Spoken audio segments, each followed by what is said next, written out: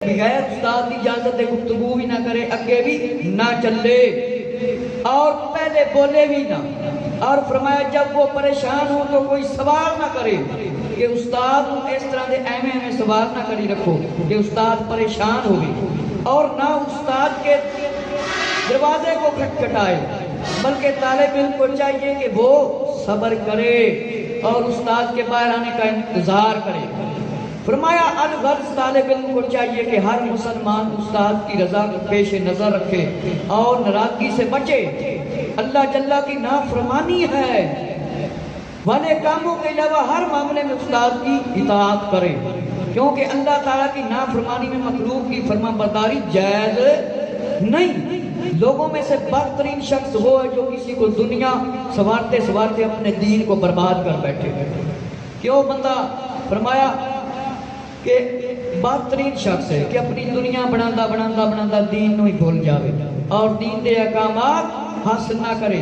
فرمایا استاد کی اولاد اس کے رشتہ داروں کی بھی تعظیم کرے، اور استاد کی تعظیم اور توقیر ایک حصہ ہے کہ ہمارے استاد محترم فرمایا صاحب ہدایت شیخ الاسلام برہان الدین رحمت اللہ تعالی نے فرمایا کہ بخارا کے بلند پایا ائمہ میں سے ایک امام کا واقعہ ہے کہ ایک بزرگ کا کہ ایک مرتبہ علم دین کی مجلس میں تشریف فرما تھے کہ میں یکا یک انہوں نے بار بار کھڑا ہونا شروع کر دیا.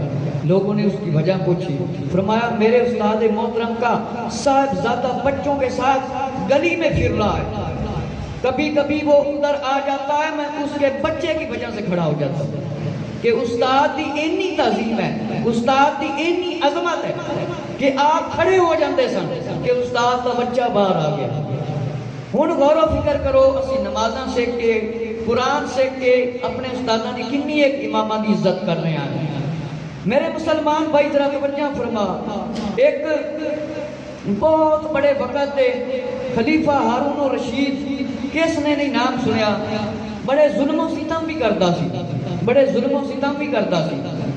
اعلیٰ حضرت امام اہل سنت مجدد دین و ملت مولانا شاہ احمد رضا رحمت اللہ تعالی نے اپنے منفوذات میں واقعہ لکھا ہے کہ فرمایا خلیفہ ہارون الرشید نے مامون رشید کے لیے حضرت امام کسائی سے عرض کی، امام صاحب پڑھانے کے لیے ہمارے غریب خانے میں تشریف لائیں.